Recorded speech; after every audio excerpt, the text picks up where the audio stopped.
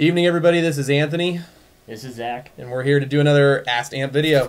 All right, so just like last time, we're going to go through the bag. We're going to pick out questions. We're going to answer them. Simple. All right, I'll go first. All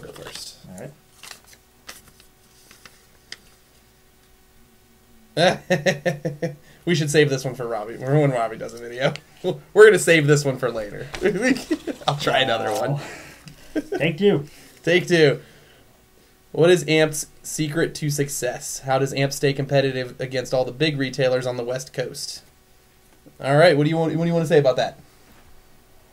I think the biggest thing why we are successful and the thing that we can compliment for the most is our customer service. We always strive to make sure that the customer is the first to know, the most informed about what they're looking for, what their basic needs are, stuff like that. That's pretty much all we got. Really, like we're small. We sell a lot, but we're small, and so we can't keep up with the volume that the other retailers on all the big guys do. So what we have to do is we have to wow you. That's what we do. We have to wow you. We can't stop in the middle.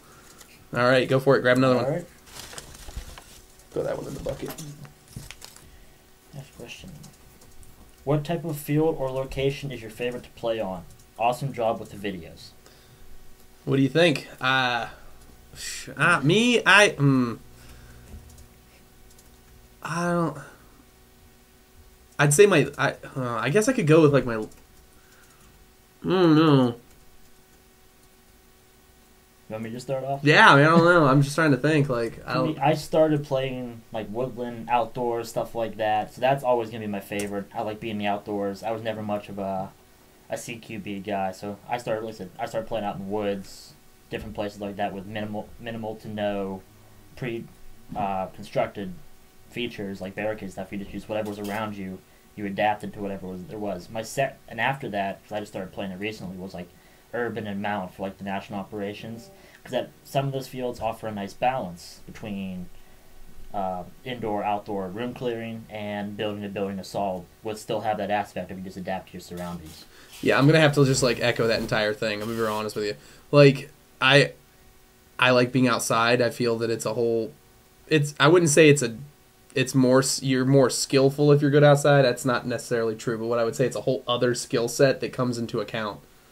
That, and I grew up out in the country, so I spent a lot of time outside. So I don't know. Maybe I just prefer to be in the dirt. I don't know. Maybe that's just me. Nothing wrong with doing that. Nothing wrong with being in the dirt. All right, what do we got? This one is from Ninja Turtle 1980. He goes, "Love the background. You guys should do one on Mount Washington." Well, that's not a question, but yes, we were going to actually go do another video somewhere crazy, but it's cold and everyone's busy, so they took my conference table, and so we're in the studio today. So boring, I know, but whatever. Yeah. A studio. My office, aka if you could turn the camera, you could see the rest of my desk. I got one. You got one? Yep. All right, I'll hold one right here. This is from Chris Rosendale. For a field length gun, potentially DMR, VFC M16 or Apex Mod 4, or something else entirely. Also, who would win a 1v1, Anthony or Robbie? Thanks. Well, we all know the answer to the second part. I'm here, by the way, guys. I'm just off camera. Well, poor Robbie. Anyway, so here's what I'm going to say about that. What are you looking for is, because if cost is not an issue, I would go for the VFC. They're nicer. Like, just about everything else, everything about them is nicer. Now, I'm not going to say the Apex are bad guns. We've sold a lot of them. We've seen a lot of them. We've gotten a few of them in. They're not bad. I would just say that quality-wise, like, it's like when you buy a car. Like, you get what you pay for. Like, if you go buy, like, a Pinto versus, like, a Mercedes, there's going to be an obvious quality difference between the two of them. And so in some cases, the money that you put into one will get you further than the money you put into another. Me personally, I would go with VFC because I like my things to look nice. I don't know. Maybe I'm just a Gucci dude. I don't know. Yeah. I'm the same way. When I look at stuff, my philosophy behind it is I'm willing to spend the extra for the quality. Not talking down the Apex at all. It's still a great gun, but VFC's always been the top of the game whenever it comes to external quality and just the overall finish of guns. So if that's something you're looking for, the VFC is definitely the way to go. Either way, they're both V2 compatible, obviously, so you can upgrade them to your heart's content. You can That's put a good point. hundreds of thousands if you wanted to onto the internals. I don't know how you would, but you can put... Yeah, there's stuff for days for either one of them. So really, when it comes down to it, it's where you want to start at. Do you want to start out with something that's cheaper and then put more into it, or do you want to start out with something that's more expensive and, you know, go from there? I mean, that's your call. Me personally, I like the VFC. That's just me. I think it's more pretty. Yeah, like I said, if you're going for a true DMR, but you're not going to run it stock anyway, so you're going to take the time to put the parts that you want. Yeah, you're going to put parts into it anyways. So I don't necessarily, if either one of those guns would be good for you, to be honest with you. All right, let's see here. Oh, did I already pull one? Is this the one I pulled? Yeah, that was an old one. Nope, this is okay. All right, this one's from Jason. He says, would you recommend or prefer an HPA Tap Gas Blowback, like the Mega Arms LM4, or a Polar Star? Keep in mind realism, price, efficiency, and overall performance and reliability. All right, so let me say it like this. Let me say it like this. Performance and reliability. The Polar Star, you can't touch it with an HPA Tap gun. You can't. Because you can use standard hop-ups in them. You can use standard barrels. You can use standard magazines for whatever platform you're running. The reliability is higher. The performance is going to be leaps and bounds better. So you can't really touch it with a gas blowback. But what are you looking at me for? What? What are you looking at me for? What? Nothing. What are you making your faces for? What? People are gonna get people are gonna get butthurt about the GBB thing. People say all the time. So, well, he asked. Like I said, if you there's not been a system out there yet that combines both and offers performance that pleases everybody. Exactly. Yeah, the GB for realism, the gas blowback is going to be the way to go. If you want the realism, if you want realism, the recoil, all the 30-round magazines. Well, I'm not going to say I don't like them. I don't like them too. I like gas blowbacks, but I'm going to say if you're going to HPA tap a gas blowback, first of all, you have to buy all the gas blowback mags. So each magazine, depending on which platform you're going to buy, is like what, $30 to $50 per mag. Then you have to buy the parts to tap them. Now let's go into the idea. Okay, every time you need to change the magazine, sure, the bolt's going to lock back. That's going to be cool. You're going to have to take the mag out, just like a real weapon. That's going to be cool. You're going to put a new mag in. Then you're going to have to take the hose off of your tap mag, put it on your next mag. Then you're going to have to finish the manual of arms like a real firearm. So you have to pay more per magazine. You have to run it. Now, generally with most gas blowbacks, the hop-ups are harder to tune because they're built inside, they're recessed inside where the bore would be in the receiver of a rifle. So, like with the LM4, you have to have a hop-up key. Overall, I just don't agree that it would be worthwhile. Now, cost-wise, I mean, an LM4 runs what, about $4? I think it's $4. It's right around $400. And then the mags, I think like $50 per mag, or we'll say they're about 40. We'll say $40 per mag. Like so, and a standard combat load is you're gonna run at least 7 mags. Seven or 8 mags at least. 7 mags is one combat load. That's one combat load. So 7 mags. So to do the math, 7 times 40. I mean, that's expensive, man. That's all of that's expensive. And in that case, by then, if you already had like an AEG that was an M4. You've already far surpassed it with a Polar Star. Like you've already far surpassed the cost. Yeah. So I mean, if you were to pick between these two, I mean, realism, I would go with the gas blowback. But then again, I like realistic stuff. But price and performance and reliability, I can't recommend the gas blowback with tapped mags. It's a certain kind of cool, though. Like, if it's something you're into, I mean, do it. But it's not something that I would necessarily recommend. I mean, would you? I wouldn't. I mean, the HPA tapping of the gas mags, it'll help with the consistency, because that's the biggest thing. Yeah, that's the biggest problem. With the gas mags, the consistency shot to shot is not going to be there. I think what's the Polar Star consistency? It's like point something. The worst Polar Star I've seen with a bad air rig is like a 5 to 10 FPS variance in between shots. And like I said, with the gas, you got to deal with the exterior temperature.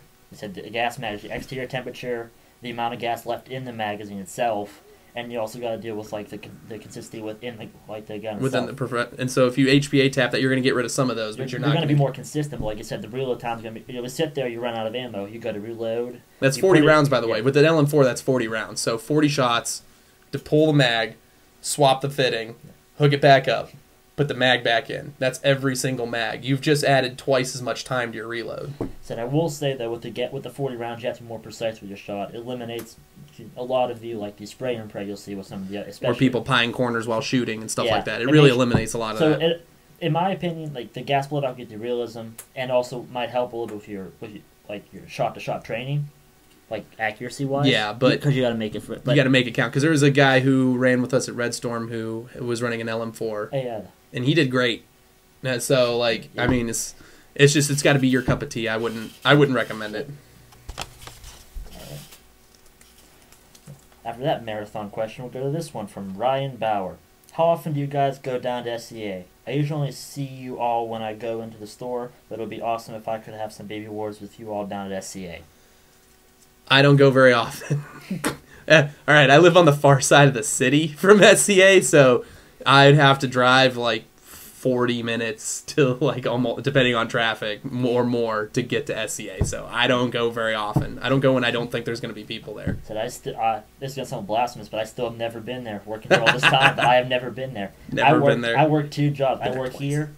Yeah, I work here, and then I go and work overnight at another company. So I don't have this time to go down there and play. I wish I could, because I only got there and play as much as I can. Just my schedule doesn't permit it.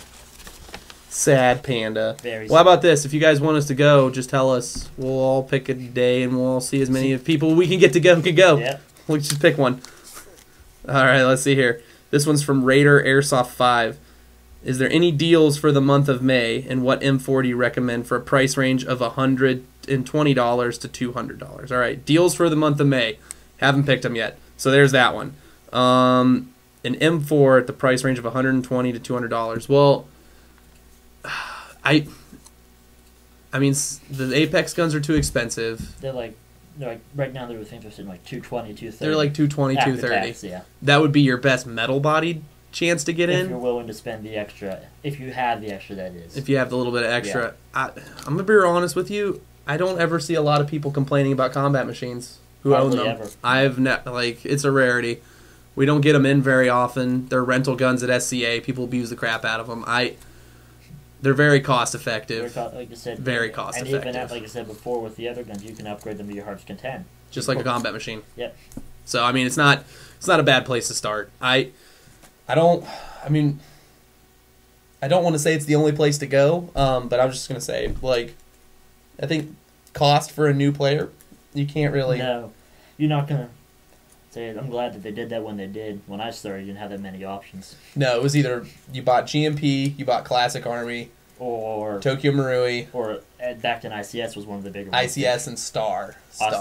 But even at then, you're looking at anywhere from a 230 to 250 starting range. Yeah, most guns started at 250 and went up from there. So it just shows how old we are now. Yeah, I was gonna say my GMP was my GMP was 400 and something. Yeah, GMPs are still then, but like I said, GMPs still hold up. They still hold up today. They're still very reliable. Yeah, but that price range, I would definitely only go for. I'll definitely only go for G&Gs, dude. You'll be hard pressed to break them. To be real honest with you. Yeah, that's it. Next. Yeah, next question. I had a Tokyo Marui P90 and my cutoff switch went bad. It can't be fixed. What is your opinion on converting it over to a Polar Star? Thanks and love the video series. All right. Well, first of all, if you're gonna do it, you got to send it to a guy like Bingo. Because it's a very custom job and it's going to take a lot of work. If you really like it, go for it, though. I've seen some dudes with P90s that are Polar Starred, and they're having a ball. I mean, it's expensive. It's not cheap. If it's something you love, if it's something you love, you go for it. I mean, this guy right here has 2 custom Polar Stars from Bingo himself. Well, more like 1.5. Well, I mean, the PKM wasn't technically; it just had a special mount. Oh, I have a PKM. Oh, jeez. Hey, you brought it up. Yeah, and then what about your other one that you just got back? My AK-5C? Yeah, he has an AK-5C. If you like Battlefield, you know. Yeah, you know those feels. That. So that one just needed a nozzle. Yeah, so if you're into something cool that's different, I mean, there's guys out there that do that work. He's the only one I know as of now. Yeah, he's the only one I know who's doing that much work. Most Like guys that. are just doing little random things. And so But note now, if you want to email him, he's not doing any work until June 1. Just Yeah. something to keep in mind. keep that date written down. All right, I'm let's sure see he here. watches now.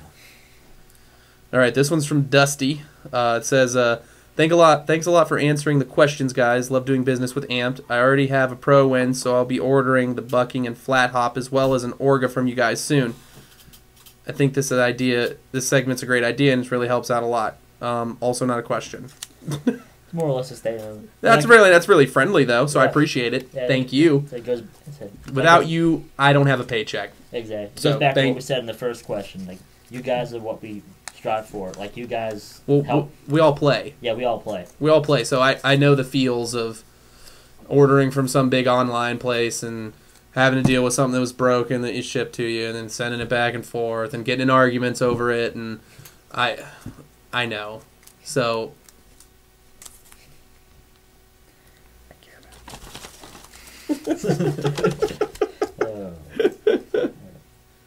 Another question from Matthew Bissert.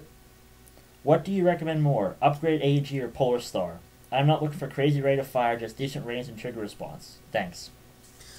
It depends on what you're willing to spend. If you're gonna build a really custom AG and drop a lot of money and really high-end parts into it, you're gonna come close in cost. If not over. If not over. So that's a discussion that you're just gonna have to think about inside your own head for a second. So The biggest thing with that, when you come on, because you can upgrade certain AGs to that point. oh yeah, But the biggest thing. here's we'll put a caveat on this. There are plenty of AEGs out there that outshoot my Polar Star, and I have a lot of performance parts in my Polar Star. But it cost a lot of money and a lot of time for those dudes to get those AEGs to that level. So, if you're willing to put the time and the energy into the gun And the money. I mean, you can do it with an AEG, no problem. So my other point that I was going to make too was, do you want to carry around the tank and the hose? That's the other biggest thing that a lot of people, whether they be pro Polar Star or anti Polar Star, that's the biggest thing that they. That was the hardest grab. thing. That was the hardest thing for me to do. Yeah, it's the hardest thing. Like me personally, I even have a 90-45 cubic carbon fiber. Yeah, you have a nice tank. Mine's I have- the old steel one, Yeah, and I have that, and putting that in my backpack. aluminum or whatever. Yeah, in my backpack, I have an Arizona Combat 12 pack. It's got a lot of room in there, and I have a 3-liter hydro in there. But I put that with the tank, and even that is really back heavy. Yeah, like Because you got to figure, and it doesn't balance. It balances out to some point, but you figure you have like fake plates and plastic mags up front. It's not like you're running. it's not like you're running a real plate, so yeah, it tends to. it tends to pull back. That's the biggest thing when you're going as far as that goes. If you can deal with the tank and the line, then the Polar Star is the way to go for the cost wise. But if you don't want to carry that around, you can spend almost the same amount of money and get an AEG that shoots just as well with a trigger response. Or PTW. Or a PTW if you want to spend that kind of money. If you want to spend that much money, because that's a lot of money. Yeah, it's Was that me or you? I pulled that one. You're the Okay. next one. Let me reach back in the back. I feel like we're not giving enough love to the back of the Chipotle bag. I accidentally stopped it. Whoops. So here's one from the back. Ooh, it's a big one. Oh, that was a double. So we're going to skip that one. Reach back in the back again. Alright, this one is from Alec. He's one of our local guys around here. I got a lot of local guys. How do you feel about long rifles such as an SR-25 or a Mark 11 in Airsoft? Are they practical, or should you just use a carbine and drop an amazing barrel and hop-up unit into it? Here's what I'm going to say. If it's something that you like, go for it. Because for some people, like, there's some things that they really like that I'm not into. And there's some stuff that I'm into that some people don't really like. If you're really into building a sniper-type loadout or something like that and using an SR-25 or building a SCAR-heavy SSR or, a 417 or something like that, nothing should stop you but you. Yeah. Because if you're staying with AEGs, almost all the performance parts will move back and forth between those guns, I believe. I think they all take version 2 stuff. I think. The newer, Mostly. I know the newer areas in the newer GMP, especially those, they went to the standard V2 with either the hop-up spacer or the elongated air dozen. So you're looking like 1 or 2 proprietary parts at most. Every other V2 part out there will work in an SR. I mean, you're gonna have to take into account magazines and pouches. That's the cost that no one really thinks about. Is like, you get the gun, you've planned for that, and you figure out how you're gonna carry everything. And then you're like, oh, okay, I gotta buy the mags. Oh crap! So you go and buy like, I think the cheapest 308 mag is the. Are the Aries?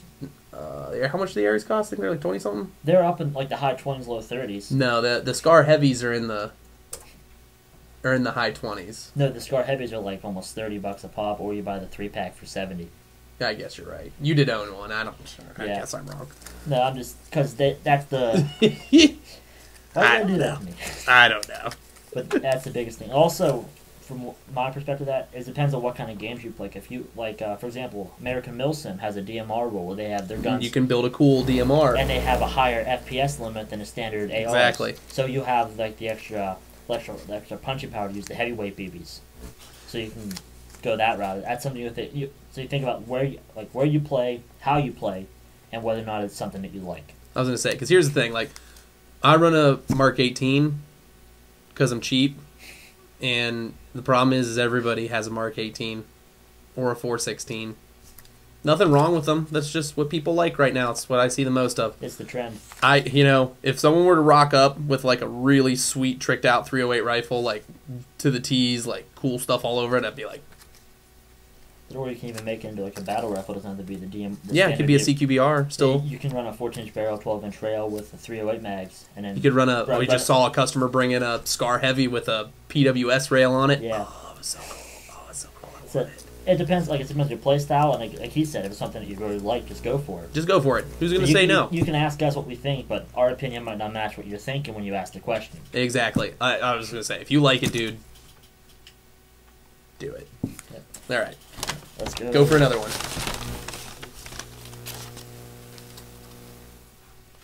All right, this one is from Matt Legler. What is the best Polar Star setup? Conserve air. Conserve air at 340 to 410 FPS. Also, the best setup to save money. Thanks, love the vids. Okay, Polar Star setup to save money. No. No, they're expensive, dude. As of right now, until there's no budget. Until other competitors or budget line Polar Star fusion engine style things start coming out, there is no cheap way. So just start off, boop, it's going to be expensive. Yeah. The closest one there is you right can try now to pick them up used. That might save you some money. Save used, Gen 1s, Gen 2s, stuff like that. Yeah. Or we actually tested out this weekend the Wolverine. The Wolverine, That's yes. the closest you're going to get. But I think the retail price on that was listed at $390 was the last I saw. Yeah, it was. I don't know what the final. I don't know what the final price is going to be, so that could change. Yeah. It's not too much cheaper, but it is cheaper. What's cool about the Wolverine, it's a drop-in. You literally take a gearbox, split it open. Clean everything out. Rip everything out. The only thing you save from the gearbox is your selector plate and your trigger. That's it. And then you put everything from the Wolverine kit into it. Matt was running in at Red Storm, and he was having a ball. He liked it a lot. Yeah. I thought it was really cool. It's different. It's nice to see something else out there besides Polar Star. Well, I mean, then you could put it in your own gearbox. Yeah. So you could put it in all these weird guns that were a big deal to have to try to put it in there before. Yeah. But to save air, all right. So first of all, we're going to say what barrel setup are you going to run? If you're going to run a wide bore like a Promi 6.2 or an Orga 6.23, you're going to go with a red poppet, a red nozzle, and that's it. That's your upgrade parts. Run your PSI as low as you can get it to feed. Yeah, and then if you're going to run a tight bore, you're going to run gold poppet, red nozzle. Yeah, so the tight bores let you run, like you said, run your PSI a lot lower, right, than the wide bores. So let's see here. Gold poppet has a smaller inlet for air than the red poppet, so it's more efficient. And the tight bore will boost your FPS up farther than a wide bore will. So you run the tighter one with the gold. There you go.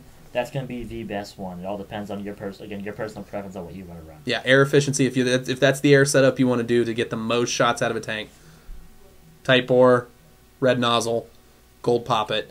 Then you can still run it at probably like. I mean, I ran mine when we went to River Bottom. I ran mine like close to 50, 60 psi, and I was still well within the FPS range for that. Oh yeah. And when you run a lower PSI, you're quieter. Yeah. Something to keep in mind. Yep. Cream-filled bananas. Cream-filled bananas. I cannot legally tell you. You know what that means. All right. Oh, well, throw that one back in. Okay. This one's very little.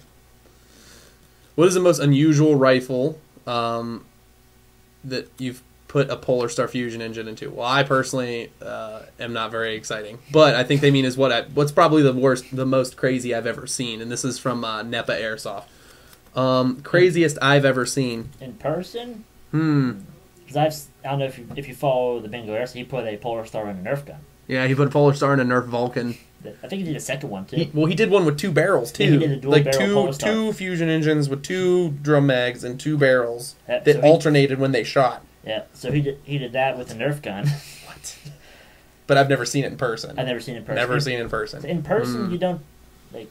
Most of them are M4s. Yeah, most of them are M4s. Few and far between, and there's a lot of people across the country who run the Polar Star now. So most of them are M4s and 416s. Yeah, I mean, if you're talking about handful of AKs. Yeah, slight customization. Like I said, I plan on like the GMP Mark 46. Some of you may know is a V2. There's just a little bit of customization you can do in that, but it's a V2 support weapon. Apart from doing a 249 or an M60 or like my case the PKM.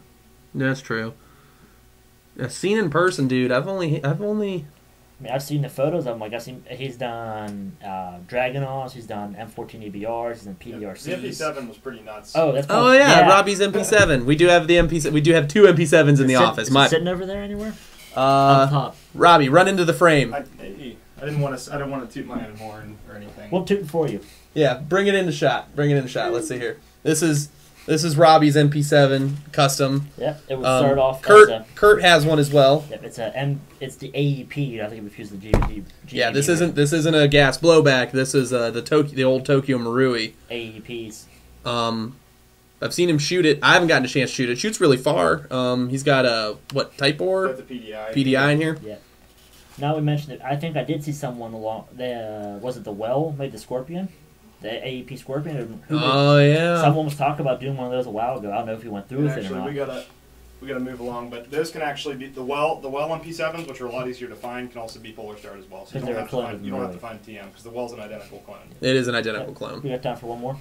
Yeah, we'll do one more. Yeah, I'll put one more. All right, so keep going. We'll see what happens. I was gonna say, but anyways, even if it dies or whatever, all the questions we don't get to, are staying in the bag, so you're not losing your chance. It'll just be in a later video. You just might make it in later, so you'll be fine. We'll start. Red Bear in 5151. How do you guys feel about the Airsoft for the Polar Star system? A lot of Polar Star questions. I don't know. Like, here's the problem: is that you get the little tiny little derpy tank. You get like depending on your setup, you might only get like 400 to 800 rounds out of it, depending on how you run your gun. So my feelings behind that, like I said, it's not going to be the end all be all. If you have a 90 carry the big tank, you're not going to get as many shots. But if you're someone who doesn't shoot a lot, or you don't want to be hindered by that, DMR, I was going to say a DMR, or if you go play CQB a lot, where your games are real short, and then real short, then you can, like I said.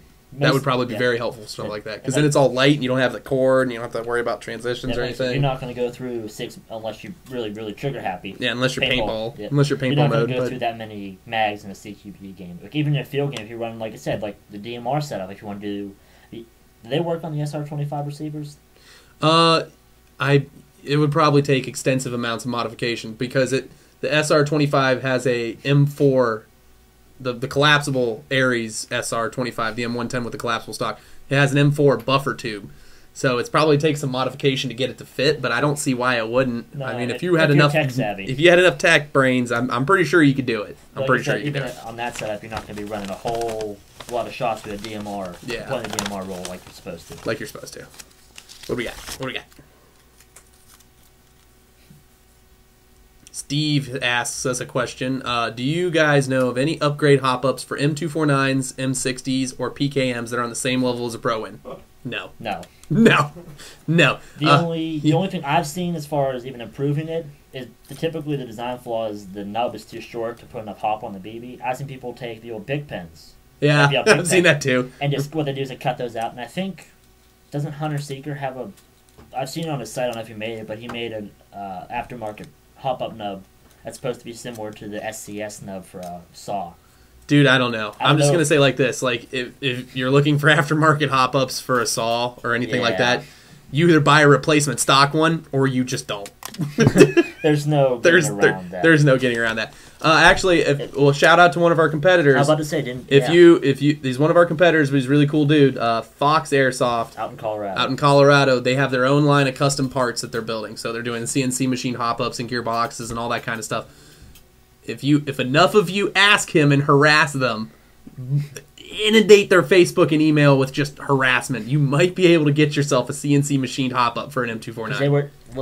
They're looking for suggestions. Weren't they talking at restaurant too about Scar hop-ups? Yeah, like aftermarket. Well, it'd have to be 2-piece, but it would be cool. Still, yeah, I mean, all they have right now is harass them. Yes, because we might start carrying their stuff. Send us barrels. Send us those barrels. Mike Riley asks, "Oh, what are your opinions of the new Wolverine drop-in HPA system?" Oh, well, how about that? We already talked about it a little bit. I like it. I think it's pretty cool. It's a very simplistic. It's a very simplistic Polar Star. Yeah. There's not as much bells and whistles and look at me stuff. This is all pre-production run, so like we have one in here for testing, and we really like it. I think it's pretty cool. Like they had as an FCU, but like for an example, it doesn't have an electronic display on the FCU. It's just rotary dial. It's just a rotary dial. You just click it in. Hey, click, click, click, click, click, and you just put in what you want. It's cool. I'd have to finally see what the final product is, so we'll see. Yeah, same here. I mean, it's cool. I like it, though. I liked it. It performed well. All right. Well, let's see here. We got a handful of questions left. We'll save them for later. We're not forgetting about you. If you didn't get your question answered, it's just going to stay in the bin. We'll just keep adding to it. All right, so this has been Anthony. This is Zach.